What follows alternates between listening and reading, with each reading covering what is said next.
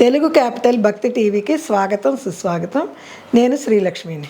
ఈరోజు మనతో ఆధ్యాత్మికవేత్త శ్రీ బట్టిప్రోలు విజయలక్ష్మి గారు మనతో ఉన్నారు. విజయలక్ష్మి గారు నమస్కారం అండి. నమస్కారం శ్రీలక్ష్మి గారు. అమ్మ, మనము వ్రతాలు నోములు నోచుకునేటప్పుడు రక్ష కడతారు. రక్ష వెనకాల నిగూఢమైన అర్థం ఉంది. రక్ష వలన పరమార్థం ఏంటి? రక్ష అంటేనే మనకు అది రక్షణ కల్పిస్తూ అన్నదే రక్ష. రక్షణ కల్పించే రక్ష అన్నది తెలుసు. ఇప్పుడు వెనకాల నిగూఢం ఏంటంటారు? మీరు వ్రతాలు నోవులు అన్నారు కదా, ఆ వ్రతాలు నోవులప్పుడు మీరు గమనించి చూడండి, ఒక రక్ష కడతారు. కూర్చోబెట్టి ఆ పురోహితుడు మనకో లేకపోతే భార్యాభర్త ఇద్దరిని ఒకరికొకరికో రక్ష కట్టుకోమంటాడు. కట్టుకోమని ఆ రక్ష ఇస్తాడు. ఒకసారి ఒక కార్యక్రమం సంకల్పం చేసుకుని మొదలుపెట్టాక, రక్ష కట్టాక, ఇక బయట నుంచి వచ్చేటటువంటి ఆశౌచాలు ఏం వీళ్ళకి వర్తించవు కనుక వీళ్ళు ఈ పూజ నిరభ్యంతరంగా మధ్యలో ఆపేసుకోకుండా చేసేసుకోవచ్చు. పూజ కానీ, పెద్ద పెళ్లి లాంటి కార్యక్రమం కానీ, వివాహము, ఉపనయనం ఇలాంటివి ఉంటాయి కదా కొన్ని కార్యక్రమాలు. వాటికి కూడా మొట్టమొదటి సంకల్పం చేసుకుని ఒక రక్ష కట్టి దిగితే పనిలోకి, ఇక ఇతర అశౌచాలు బయట నుంచి వచ్చినటువంటి జాతా శౌచం, మృతా శౌచాలు అవి ఏమీ వీళ్ళకి వర్తించవు. దీనిని ఆధారంగా చేసుకుని నేను కొంచెం మాడిఫై అనే మాటకి ఎందుకు పాడానో చెప్తాను. కల్చర్ అంటే సంప్రదాయం అనుకుంటున్నాం కదా మనం. అవునండి. కల్చర్ అంటే మన పురాతన, అంటే మన పూర్వీకుల నుంచి మనం నేర్చుకోవాలి, మన తాతతండ్రుల నుంచి మనం నేర్చుకోవాలి. నేర్చుకుని మనకి వీలైనంతగా దాంట్లో మన అవసరానికి తగినట్లుగా కొద్దిగా మాడిఫికేషన్స్ చేసుకుని, ఎందుకంటే అవే తరతరాలుగా చెల్లవు కదా, కాలం మారుతూ ఉంటుంది కదా, కొంచెం మాడిఫికేషన్స్ చేసుకుని తర్వాత తరానికి మనం అందించాలి. ఆ తర్వాత తరం వాళ్ళ పని అదే, తల్లిదండ్రులు ఇచ్చింది తీసుకొని వాళ్ళకి అవసరమైనటువంటి కొద్ది మాడిఫికేషన్లు చేసుకుంటూ మళ్ళీ తర్వాత తరానికి అందించటం. అలాగా నేను కొంచెం మాడిఫికేషన్ చేసుకుంటాను దీంట్లో. చేసుకుని మేము చాలా యాత్రలు చేసాం, కొన్ని కాదు విపరీతంగా చేసాం. అసలు ఏ నెల మొత్తం అన్ని రోజులు ఇంట్లోనే ఉంటామన్న నమ్మకం లేదు మాకు. ఒక్కోసారి 7 రోజుల యాత్రలు, ఒకసారి 15 రోజుల యాత్రలు, ఒకసారి 20 రోజుల యాత్రలు, ఒకసారి 30 రోజుల యాత్రలు, అలా ఎప్పుడు చూసినా చాలా చేసాం. ఎందుకంటే పిల్లల బాధ్యత అయిపోయింది, వాళ్ళ చదువులు వాళ్ళకి అయిపోయినాయి, వాళ్ళ ఉద్యోగాలు వాళ్ళకి వచ్చేసాయి, వాళ్ళల్లో వాళ్ళు ఉన్నారు హాయిగాను, మాకు సంబంధం లేదు, మేము ఇద్దరం ఉన్నాం, రిటైర్ అయిపోయాం. ఇంట్లో ఉన్నా ఎక్కడున్నా, అంటే హైదరాబాద్లో ఇంట్లో ఉన్నా, హిమాచల్ ప్రదేశ్లో హోటల్లో ఉన్నా మేము ఇద్దరమేగా, అంతే. ఎక్కడికి వెళ్ళినా ఇదే అన్నం తినాలి. ఇక్కడ మనం వండుకుంటాం, అక్కడ హోటల్లో తింటాం, అంతే తేడా. లేకపోతే ఏ గుడి వాళ్ళు అన్నదాన కార్యక్రమం చేస్తే అక్కడ తింటాం, మళ్ళీ వాళ్ళకి ఎంతో డొనేషన్ ఇచ్చేస్తాం, ఎక్కడ ఊరికే ఏం తినం. కనుక ఇలాంటివి కనుక ఈ యాత్రలు చేసేటప్పుడు ఏమన్నా ఇబ్బందులు వస్తాయి కానీ, ఏమన్నా అలాంటి అనుమానాలు వస్తే వెంటనే అమ్మవారిని స్మరించుకుంటూ చక్కగా రక్ష కట్టేసుకుంటాం. ఒక రక్ష నేను కట్టుకుంటా, మా ఆయన కట్టేసుకుని రక్ష కట్టేసుకుని. అంటే భర్తకి భార్య కట్టొచ్చా? భర్తకి భార్య కట్టచ్చు, భార్యకి భర్త కట్టచ్చు, ఎవరికైనా కట్టచ్చు. వాళ్ళ నుంచి రక్షణ ఆశిస్తూ ఎవరికైనా కట్టొచ్చు. ఇప్పుడు రాఖీ అని అన్నదమ్ములకి అక్క చెల్లెళ్ళు కడుతూ ఉంటారు. రక్షాబంధనం అనే కదా అంటున్నాం దాన్ని.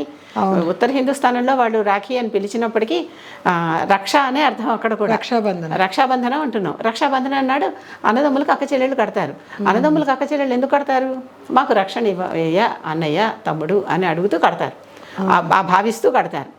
వాళ్ళు వీళ్ళకి ఏదో వీళ్ళని దీవించి నీకు బహుమతి ఇచ్చి రక్ష కల్పిస్తామన్నట్లుగా మాట్లాడతారు. అయిపోయింది.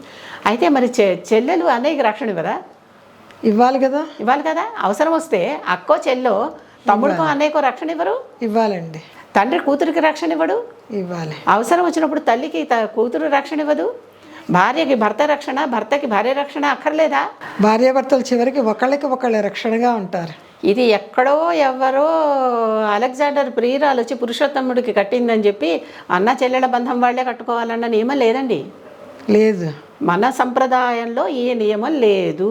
మన సనాతన సంప్రదాయంలో, మన ధర్మంలో ఎవరికైనా రక్షణ ఇస్తూ రక్ష కట్టచ్చు. రక్ష కడుతున్నా నీకు గుళ్ళల్లోకి వెళ్తారా? గుళ్ళల్లో కొన్ని చోట్ల రక్ష కడతారు కదా. మేము భీమాశంకరం వెళ్ళాం. అది చాలా కష్టమైన యాత్ర, కొంచెం బోల్డ్ మెట్లు దిగి వెళ్ళాలి, మళ్ళీ అన్ని మెట్లు ఎక్కి రావాలి. పూర్తి కీకారణ్యం. అసలు అక్కడ మానవ సంచారం చాలా తక్కువ ఉంటుంది. అంత కిందకి దిగి వెళ్తే మళ్ళీ పైకి ఎక్కాలి కదమ్మా, మీకు రక్ష అని చెప్పి అక్కడ పురోహితుడు మమ్మల్ని కూర్చోబెట్టి మా చేతికి రక్ష కట్టాడు. రక్ష అంటే ఏంటి? మీకు ప్రొటెక్షన్. పైకి వెళ్తున్నారు, అడవిలోకి ప్రయాణించి ఇన్ని మెట్లు ఎక్కి వెళ్తున్నారు, మెట్లన్నీ దిగి కిందకు వచ్చాం, మళ్ళీ మెట్లన్నీ ఎక్కి పైకి వెళ్ళాలి కదా. ఎవరికైనా కట్టచ్చు. ఎవరికైనా కట్టచ్చు. ఇంటి పురోహితుడు ఇంటికి వచ్చి పూజ చేస్తాను కూర్చున్నప్పుడు మన చేతికి రక్ష కడుతున్నాడా? అవును. పురుషుడికి కడతారు. పురుషులే స్త్రీలకు కట్టాలి, స్త్రీలే పురుషులకు కట్టాలనేది లేదండి. ఎవరికైనా రక్ష కట్టచ్చు. అంతేగాని ఇవన్నీ ఏంటంటే మధ్యలో ఎక్కడో అలెగ్జాండర్ ప్రియురాల అమ్మాయి వచ్చి నా భర్తను రక్షించు అని చెప్పి అడిగిందని చెప్పి ఒక కథ చెప్తాం మనం. పురుషోత్తముడు అప్పటి నుంచి రక్ష ఇచ్చి చివరికి పురుషోత్తముడు రాజ్యాన్ని దేశాన్ని కూడా కోల్పోయాడు. కోల్పోలేదులేండి, ఒక రకంగా కొంతవరకు ఒప్పుకుని ఆయన రాజప్రతినిధిని ఇక్కడ ఉండటానికి పర్మిషన్ ఇచ్చి అలెగ్జాండర్ వెళ్ళిపోయాడు. పురుషోత్తముడే రాజ్యం చేసినప్పటికీ మొత్తం మీద రాజ్యంలో ఒక పట్టు కోల్పోయాం. అది అప్పటి నుంచి మొదలెసలు మనకి. అప్పటి నుంచే కాదు, ఇంకా ఉన్నాయి, ఎన్ని ఉన్నాయో.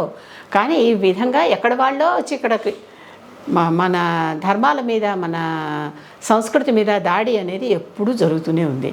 ఇప్పుడు ఈ రక్షాబంధనం అనేది ఎక్కడో ఏదో ఒకళ్ళు చేశారని దానికి ఒక్కదానికి ప్రాచుర్యం కల్పించేసి, అదే అని కాదు, అసలు మన ఇంట్లో కూర్చొని సత్యనారాయణ చేసి ఇప్పుడు రక్ష కట్టుకుంటారు. కట్టుకుంటామా? ఒక వ్రతం చేసినా, ఏ వ్రతం అయినా సరేనండి, ఇంట్లో ఏదో నోము చేసుకున్నా ప్రత్యేకంగా నోములు చేసుకుంటారు. అనంత పద్మనాభ స్వామి వ్రతం అసలు రక్షలతోనే మొదలవుతుంది. అవునండి. కేదారేశ్వర స్వామి కూడా రక్షలతోనే మొదలవుతుంది. ఈ రక్షణ అసలైన వాటిని వదిలేసి అన్నా చెల్లెళ్ళు కట్టుకునేదే రక్ష. ఆ రోజు అన్నకు పొరపాటున రాకపోతే, చెల్లెలు పొరపాటున రాకపోతే ఏదో పరమ పాపం చేసేసినట్టు, లేక కట్టకపోతే అయ్యో విడిపోయామా అని సినిమాల్లో ఓ దుఃఖంగా పాటలు పెట్టేసుకున్నట్టుగా వీళ్ళందరూ పాటలు పెట్టేసుకోవటం, ఇవన్నీ అనవసరం. రక్ష అనేది ఎవరికైనా కల్పించవచ్చు. చక్కగా ఏదన్నా మంచి తీర్థస్థలానికో లేకపోతే అమ్మవారి దగ్గరకో స్వామివారి దగ్గరకో వెళ్ళినప్పుడు రక్ష దారాలు అమ్ముతారు కదా బయట, అవి తీసుకెళ్ళి వాళ్ళ పాదాల దగ్గర పెట్టి పూజ చేయించండి. పూజ చేయించి ఆ దేవుడు రక్షగా తెచ్చుకోండి ఇంటికి. మీకు ఎప్పుడు అవసరం వచ్చినా కట్టుకోండి. కొంచెం అనుమానం వచ్చింది, మీకు ఏదో ఒంట్లో బాగాలేదో, ఏదో ఇబ్బంది కలుగుతుందో, ఏదో అనుమానం వచ్చింది, ఏదో ఆపద వస్తుందని అనుమానం వచ్చింది, ఓ రక్ష కట్టేసుకోండి, ఆపద మీ దగ్గర రాదు. అబ్బా, రక్షలో అంత ఉంది. మేము యాత్రలు కట్టుకెళ్తామండి. నేను మా వారికి కడతాను, మా వారు నాకు కడతారు. కట్టుకుని రక్ష కట్టుకుని వెళ్తామండి. మేమే కాదు, అసలు ఈ మధ్యన మా కజిన్ చక్కగా భార్య కొడుకుతో అందరితో సహా వచ్చి నా చేత రక్ష కట్టించుకుని వెళ్ళాడు. అక్క రక్ష కడతావు కదా కట్టమని. నా గొప్పతనం కాదు అక్కడ, ఆ దేవుడి పాదాల దగ్గర నుంచి పెట్టి తీసుకొచ్చిన రక్షదారాలు ఆ దేవత నామం చదువుకుంటూ, ఆ మంత్రం చదువుకుంటూ చేతికి కడుతున్నాను. వాళ్ళు ఇచ్చేది రక్ష, మనమెవరం మధ్యలో. మన ఊరికే పులుసులో గరిటెలు లాంటి వాళ్ళు. మనకి ఆ దేవత మీద నమ్మకం కొద్ది ఆ దేవత నామం చదువుకుంటూ, ఆ దేవత ఇది చదువుకుంటూ చక్కగా మా ఇంట్లో మా మనవడికి మనవరాలకి నేను కడతాను. మా అబ్బాయికి ఆ దేవతా నామం చెప్పుకుంటూ రక్ష కడతాం. ఆ రక్ష వాళ్ళని రక్షిస్తుంది అనేది మన విశ్వాసం. రక్షిస్తోంది కూడాను. ఇంతవరకు వమ్ము చేయలే నమ్మకాన్ని.